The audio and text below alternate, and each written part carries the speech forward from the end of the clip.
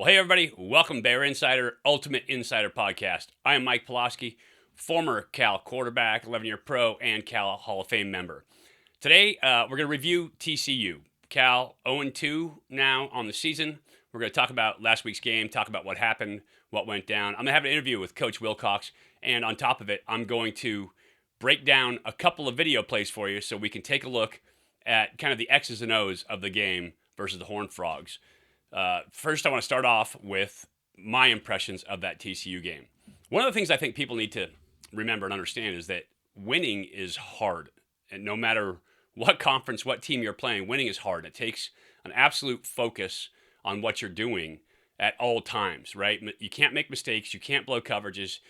You can't make bad reads. None of those things. Having played, 5,000 professional snaps myself and another, 1,800 snaps at Cal, understanding that being able to stay focused every single snap is really difficult.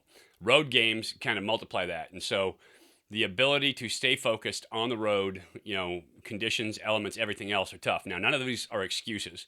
They're what college football athletes have to do in order to win football games.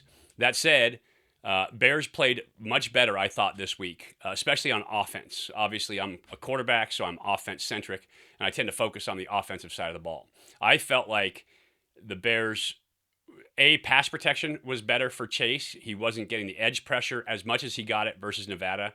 There was a couple of delayed blitzes, delayed dogs, where they got some pressure on him. They got a sack on it. But I thought that pass protection was much better this week than it was the week prior versus Nevada. In terms of Chase, I felt like he played way better, pushing the ball down the field, taking his vertical shots. I went through every snap on offense, and there wasn't a single snap in there where I looked at it and said, oh, that's a bad read. That was, he got through it too quick. None of those things. I thought he was very poised, especially in a road game against a good team in a hostile environment at TCU. I felt like his vertical throws were on the money. I think he made some fantastic plays with his legs when stuff broke down, maybe a little bit of pass rush on him. At times the other team's going to win. And so as a quarterback, you have to have a plan. What do you do if they win? And that's when Chase really utilized his athleticism to make some big first down runs, to gain yardage, to put the team on schedule in terms of first downs. And so I thought he had a really nice game this last game against a good, aggressive opponent in TCU. I think he took advantage of the matchups that he got as well. Obviously, the Bears were throwing some vertical passes. They were throwing those posts down the field, a couple of go routes down the field. I thought Jake Tonjes had a great game this past game on offense. He had some big catches down the field. Jeremiah Hunter showed up. And, of course, Trevon Clark at one point, I think he had 2 catches for 132 yards or something like that. He was averaging just a massive amount of yardage per catch. And so I think he had a great game as well. So some real bright spots on offense. Damian Moore also continues to impress at that running back spot. I think he is a good football player. He does a lot for that offense. I think he has good vision. He runs hard and gets things done. The negative side on the offense, there were a couple times when they needed to get third downs and weren't able to convert. Right before half, they had the ball, not able to finish out drives, and they gave the ball back to TCU, who then went on to score. Now, defensively, I think there were times when the defense played outstanding. Daniel Scott's interception is a great example of that. And there were times when they didn't make plays. In the secondary, sometimes there were some plays that were missed. And then being able to pin the quarterback in. TCU in the third quarter started hitting some of those short side runs and converting third downs and long third downs sometimes. And so it makes it really difficult if, as an offense, you are not able to convert third downs in crucial situations. And then as a defense, you're not able to stop teams from converting third downs in crucial situations. And that was the difference in the game. Obviously, the point difference came on a special teams issue in that, the initial snap, Cal's been really consistent in terms of PATs and field goals with snap, hold, kick. And this game, just a bad snap on the first PAT, and the Bears kind of started chasing points the rest of the game. So went for 2 a couple times, took points off the board one time, and went for 2 again and didn't get it. And so that was, in the end, the eventual deficit in the game were in those 2-point plays and not converting after a touchdown. So a difficult loss on the road. Those are my impressions. I'm excited about Chase Garber's play. As a former quarterback, seeing another Cal quarterback play well always feels good to me. So I'm excited about that. But there's things to take away, things to improve upon. Now, I've had the opportunity to talk with Coach Wilcox. He was always gracious, even in loss, and at 0-2, sometimes it can be tough as a coach. And we've seen coaches around the country who are really difficult to deal with after losses. Coach Wilcox, always a class act, and he joined me for a discussion earlier to talk about this past TCU game. Hey, Coach, well, appreciate you coming on this morning. Obviously, always tough to do in a loss, and so I kind of start with, after looking at film, kind of a couple days to look back, give me your kind of review of the TCU game. Yeah, we had our chances throughout the game to put ourselves in a spot to win it, and I think we did some things pretty well. Then there were some areas that we have to fix, obviously, but TCU is a good football team. It was a good test for us, and we got to find ways to give ourselves a better chance to win, and that's ultimately my job. I think when you look at the game offensively, we threw the ball down the field, pushed it vertically better than we had. We took a big jump, I think, in that area from the week prior.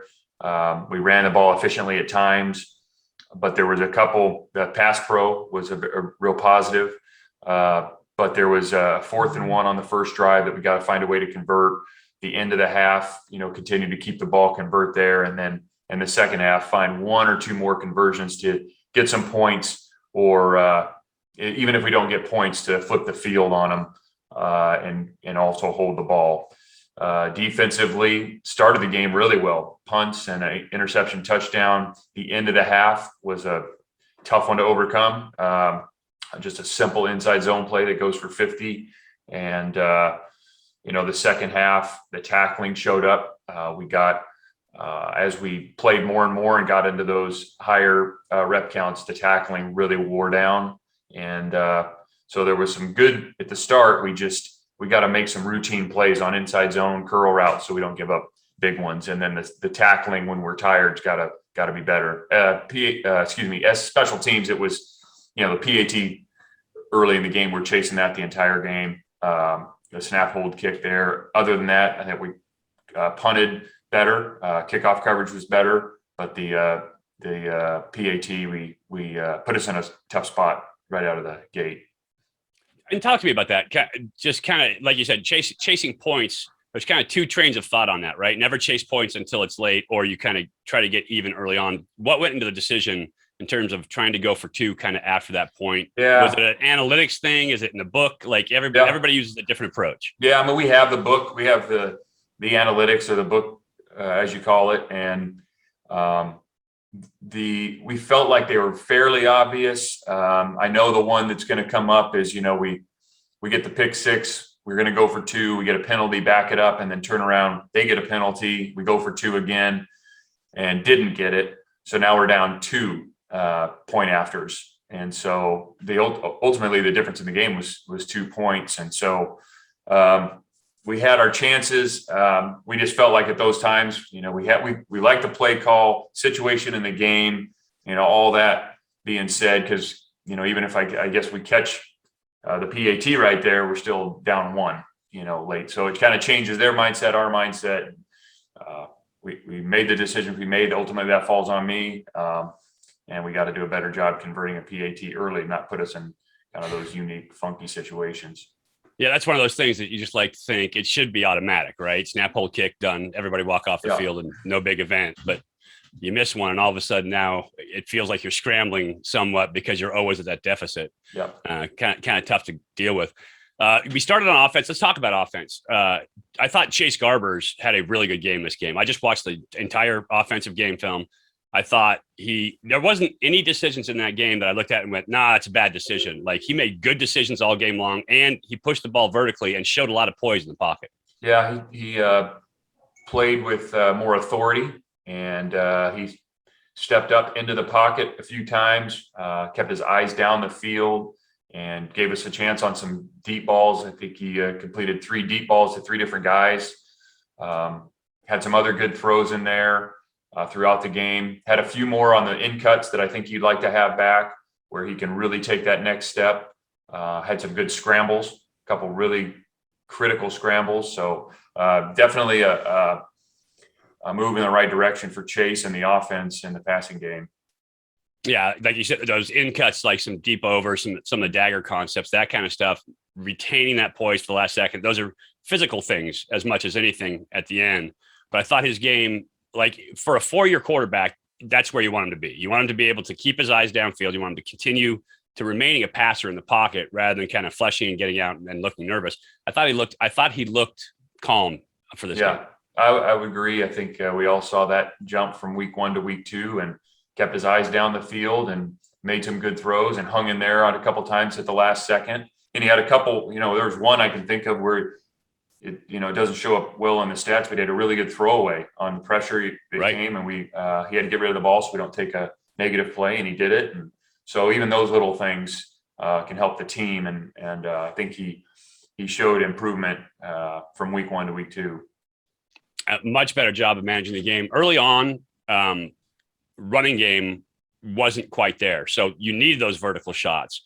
Talk about what was happening. It looked to me like offensive linemen weren't getting to that second level, right? They weren't coming off their initial blocks. And so their TCU's linebackers, who are really athletic, were making some plays. Yep. I think it really showed up like on the 4th and 1. We have a double team called, and we didn't quite get off to the second level. And if we just get a body on them, we're probably going to get at least a yard, maybe more. So a couple times that happened. There was a couple different reasons that the run game was maybe not where we wanted it early. And we ended up throwing the ball vertically, as you probably saw. I mean, there's a lot of snaps where if you're in, pro style formations or people are close, I mean, everybody on their defense is going to be within, 9 yards of the ball. And so you got to threaten them to loosen them up a little bit. So I thought that was helpful. In the end, we got to run it more efficiently. We got to convert the 4th and 1. We got to convert the third down at the end of the half to keep the ball. And then maybe, one more of those in the second half just to hold on to the ball, get some points, and also maybe you flip the field or keep their offense off the field. So and that's, all goes into it. Sorry about that. I didn't mean to interrupt you. That's a huge part of the game, though. Like people don't realize how difficult it is to win. Especially at this level, it is really hard to win, which means you can't ever drop focus in a game. How hard is it in a road game like that? TCU, good environment, longer trip. You're down there in the heat, a lot of stuff going on. How hard is it to get guys to keep that focus? And this is more of a general coaching question than anything else, really, than this game. I think it's kind of how you do everything. If you practice focusing and it's part of your program DNA, then you're going to have a better chance. We know that there are circumstances that are out of our control that can, potentially distract you, whether it's heat, the trip, the time zone, the environment, the other team, the crowd, but we have no control over those things. So really trying to focus in on, what are the things that we do have control over, narrow our focus, don't get caught up in the other things. And, it's a simple concept, but it's hard to do and it takes training. And I thought the guys for the most part did a good job of that, but we just have to, it always comes back to this word execution. It's a handful of plays here or there that make the difference in a game like that. And we saw that when we watched the tape on Sunday. Yeah, it's always 5 to 8 plays, right? Every game is 5 to 8 plays where it's like that's the difference in the entire game right there. Yeah. Let's switch over to the opposite side. Let's talk about the defense. Obviously, you got the turnover, big pick for the touchdown, and you did some good things on defense. But at the end of the game were some of those missed opportunities where they were running that short side and quarterback option short side. Talk about what was going on there. Yeah, we had early in the game played really strong, got him off the field, had the quarterback out of rhythm. We're getting some pressure on him. As the game wore on, once we kind of get into that second half, the end of the first half was very disappointing. We punted the ball, they hit an out on us. We're trying to keep them out of field goal range, and then we really poor technique on the edge, on the inside zone, and then we missed I don't know how many tackles on a inside zone for a touchdown, which is that's really tough to stomach. And then the second half, we got them into some 3rd and longs and couldn't get them off the field, which we traditionally been pretty good at that, but we got to find ways to get the offense, their offense off the field on 3rd and long. They converted too many of those. And then as the game wore on, more and more missed tackles. And we got to play physical, the point of attack. I think as the game wore on, the missed tackles, we didn't get near as much pressure on the quarterback with 4 guys, and that contributed to us playing poorly in the second half. Obviously, Coindang, one of your leaders, and he's at the premier spot on your defense, I would argue, and the 2 outside backers, Cam Good and Coindang, guys who are really productive. Coin gets hurt. You're young at inside linebacker anyway, in terms of experience. How much did that, linebacker core being in flux have something to do with it? Yeah, it's unfortunate, Coin going down like that. I mean, he's one of our leaders, team captain and a leader for us. It happened, and the other guys came in. I thought Bimage did a good job. Croto, did a solid job. Cam Good played really well. I mean, Cam Good was noticeable throughout the day. He really impacted the game. And at the inside linebacker spots, we, had kind of hit and miss there. But we did play some younger guys. I thought Femi Oladejo going in for the first time did a really pretty good job. He shows a lot of promise, but I think we can still get more production out of those inside guys. And then, in the pass game, if you're rushing with 4 guys and and they're getting everybody out, you're going to usually get 3 one-on-ones, and we got to win some of those. And, I think Luke Beckett played good in the run, but we can still play better on the interior with that group. I think the effort's there. We can play better. Okay, so kind of lessons that the team took from that, and then we'll go on to Sac State here. Yeah, I think overall, really frustrating and disappointing to lose, knowing that we had our chances to win and how hard it is to win, you mentioned. So it's a tough locker room, as you would expect. But there are good things. I mean, we were I think considerably better, especially offensively in week 2 than week 1. I think the punt team, in terms of execution, I know that's not all that exciting sometimes, but flipping the field at about a 42-yard clip.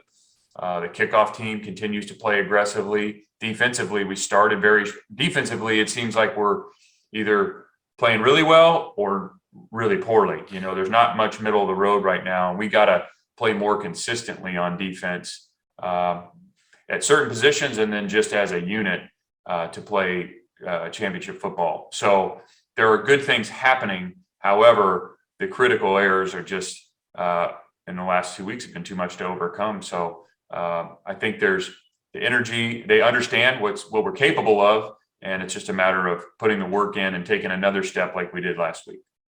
And the beauty of football is you only get 11 or 12 to play. That's it. So you have to put the last one behind you.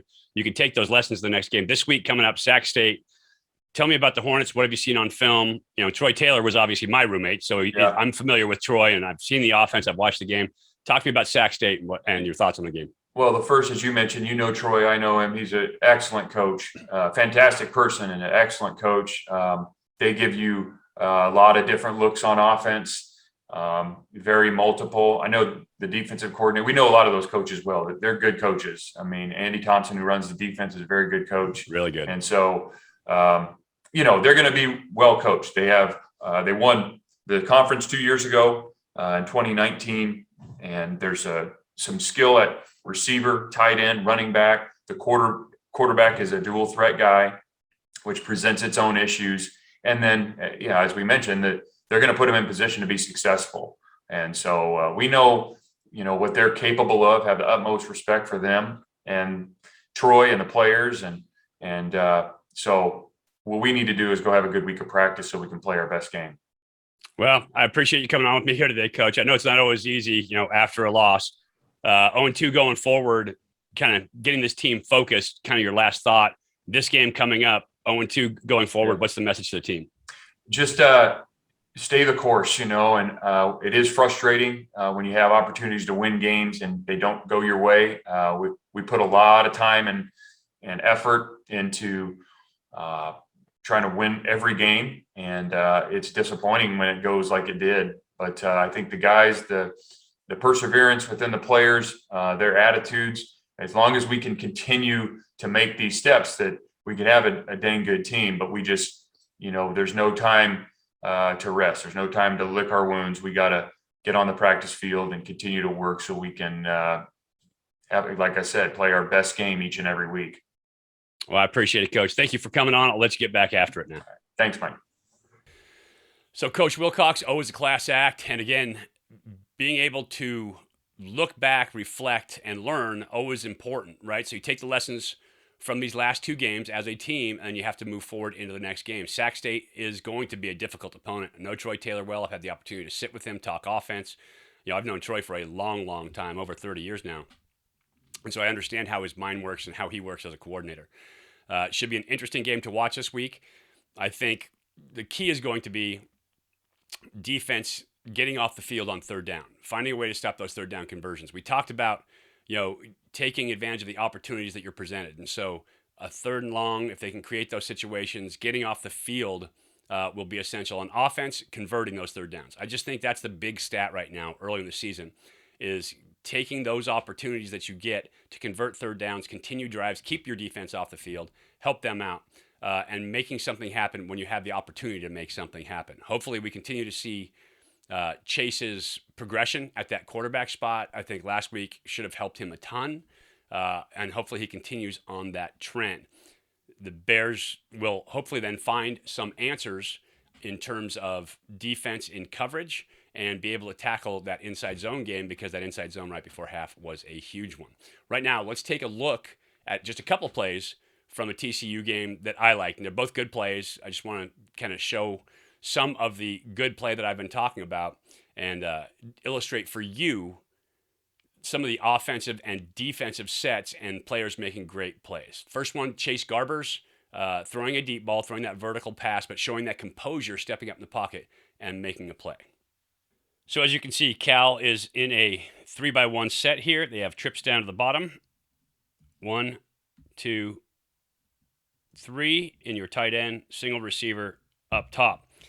And in cover 4, one of the rules for safeties is as a receiver presses vertical, this safety will be responsible for this route.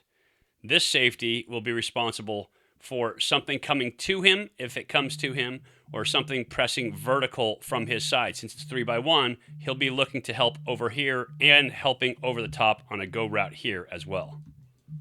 So with those principles in mind, what you're going to see is a vertical route on the outside, vertical enough to keep the safety home to a deep hook. There is an old play that you use to beat cover 4. Any route that comes vertical at the safety, he is going to lock on man. And so this is a cover 4 beater where you run vertical with a receiver and you sit down anywhere between 9 and 12 yards. But you hold that safety. He jumps that once it becomes a vertical route. Then the outside receiver, because he has good leverage on the corner, runs a post. Final route, you're going to have the tight end to the flat in case all goes bad. So that's what you're going to see out of Cal.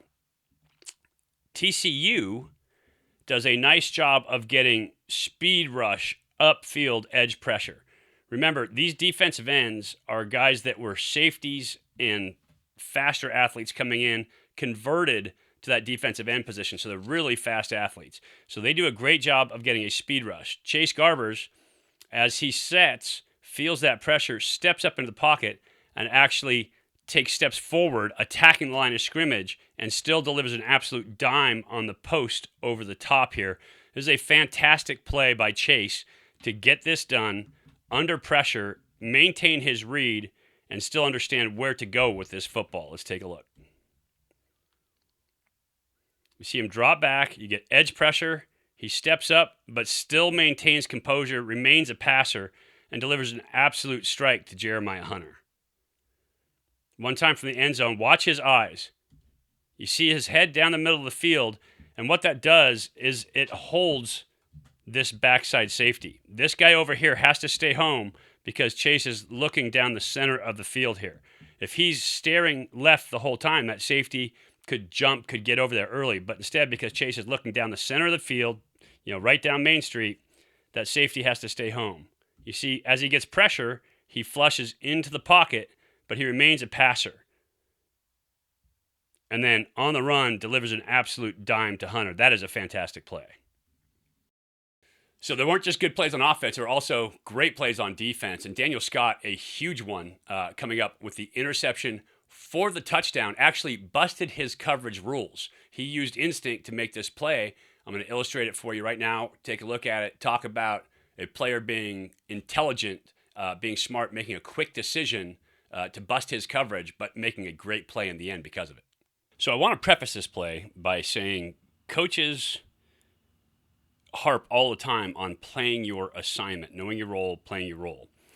And it's a huge thing for football players. Now, as a quarterback, playing against a DB who is willing to cheat, to jump routes, to get out of his assignment makes the game a lot tougher. You'll get them sometimes, but they're going to get you a lot of the time as well. And so in this instance, as I told you, Daniel Scott actually cheats his rules. Cal is playing what's called three match. And so the way three match works is corners have thirds in terms of coverage, and safety has deep third in the middle. Now they will lock man based on certain principles that the offense shows you. In this case, TCU is playing an empty set. You can see 3 on the left, 2 on the right, no backs in the backfield with the quarterback, so it's just an empty set. The safeties and inside players in three match are locking man, anything that goes vertical or sits. They're going to play straight man. So if these routes come off and run hitches, you're going to get man inside. The only time that those safeties aren't playing man is if something goes away, runs a shallow cross. Then the linebacker is going to wall it off. He's going to try to jump it, and the safety is going to look for something to come to him. And so those are your three match rules. It was intended to help with verticals because you have a single safety in the middle of the field, so that anything going vertical you have help with. In this case, Daniel Scott is playing this boundary safety, and you're going to see him come down, and he should, by rule, take this route as a man route. He should sit on the hitch. Now, as a quarterback, when you see off corners like you have here, and TCU is running a hitch, spoiler alert, you're thinking, I can get that hitch to the outside. Well, Daniel Scott peeked at Duggan's eyes and saw him look to that outside hitch. And so as he starts to roll down to that inside receiver coming his direction, he's thinking Duggan's going to the outside to begin with. This is 3rd and 11, and so this is a short route, but they're trying to get themselves into punt safe here for TCU. And you're going to see on this play, when Duggan looks this direction, all of a sudden Scott recognizes hitch, he jumps on it, and gets the interception. I'm going to run it in slow-mo so you can see it in all its splendor. See Scott roll down. He gets a vertical route, so he's supposed to play man, but he sees the quarterback's eyes right here. Quarterback's looking to the hitch, and you can see Scott's already making his break to that hitch. He used instinct, and he used a gambling mentality to go get this ball. He makes super quick decisions on the field, and he ends up in the right spot most of the time. But you can see he gets the interception here and takes it to the house with a little end zone dance in the end to boot. So here, one time from the end zone, watch as Scott rolls down. He's right here. He's going to roll down and flash out to that hitch, get underneath it, and get the interception. And the key is the quarterback's eyes. As soon as this quarterback gets the ball, you can see he's looking out there. Scott's already jumping outside. Now, had the quarterback looked him off and from that inside hitch, that thing was going to go for a first down. But great reaction, great anticipation by Scott to get underneath it, to get that pick, and to get the pick six to finish that off. That is an outstanding play by a player willing to use his intelligence as well as his physical skills. So let's look at some of the great plays that the Bears made during this game. I think, obviously, those are plays to build upon. And there are plenty of good plays in this game, but also some bad plays. So you have to eliminate the bad, improve on the good, hopefully make more of the good than the bad in the upcoming game this week. Sac State, Hornets, I will have more on them later, a little more in-depth preview of what Troy Taylor brings with his team. And Andy Thompson, by the way, Justin mentioned him. He is a really good defensive coordinator. Had the opportunity to sit and talk with him several times. And so this is a great coaching staff that Troy Taylor has with him. They do great things. They coach well. Their players are they execute well on the field. And so they try to make it as easy as possible for their team to play great. And so it's going to be a challenge coming into Memorial Stadium this week. I look forward to the showdown. Look forward to seeing my old roommate out there coaching for Sac State. Look forward to seeing the Bears improving, taking a step, and hopefully getting their first win this week at home, Memorial Stadium. As always, I appreciate you guys watching. Hope you enjoyed today. I'm going to bring you more preview coming up next. I am Mike Pawlawski for Bear Insider and the Ultimate Insider. And as always, go Bears.